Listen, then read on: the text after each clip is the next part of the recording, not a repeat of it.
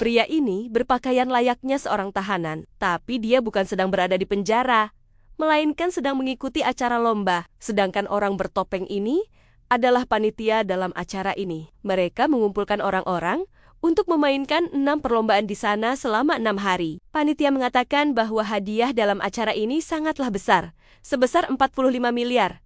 Cukup untuk memberangkatkan umroh satu kampung. Hadiah yang terkumpul akan dimasukkan ke dalam celengan babi besar. Sebelum memulai perlombaan, setiap orang akan menandatangani surat persetujuan.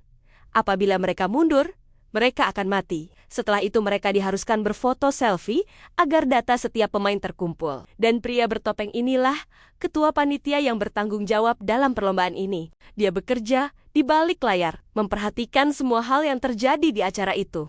Permainan pertama pun dimulai pada hari yang sama. Setiap peserta dikumpulkan di sebuah lapangan terbuka. Mereka saling bertanya permainan macam apa yang akan dimainkan. Namun pria ini tahu bahwa ini adalah permainan lampu merah lampu hijau dengan boneka robot pemerhati di tengahnya. Dan dia sudah pernah memainkannya 2 tahun lalu di sana. Pintu tertutup dan permainan siap dimulai. Pria ini tiba-tiba berada di depan barisan. Dia mengatakan bahwa ini bukanlah permainan biasa.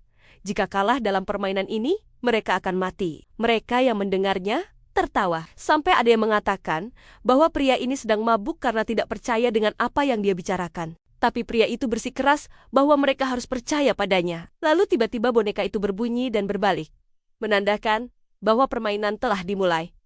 Waktu permainan ini adalah 5 menit. Siapa saja yang berhasil melewati garis merah, maka dia akan menang. Awalnya mereka nampak tenang dan pelan-pelan melewatinya dengan baik. Sambil diarahkan oleh pria itu untuk diam ketika boneka itu berbalik. Mata boneka itu bisa melihat ke segala arah dan di dalamnya terpasang alat untuk memindai setiap gerakan yang dilakukan oleh peserta. Ketika boneka itu tidak melihat, mereka berlari maju. Dan ketika boneka berbalik, mereka kembali diam. Kemudian masalah mulai muncul ketika salah satu wanita dihinggapi serangga di lehernya. Dia bertanya apa yang ada di lehernya. Dijawab oleh lelaki di sebelahnya bahwa itu adalah lebah.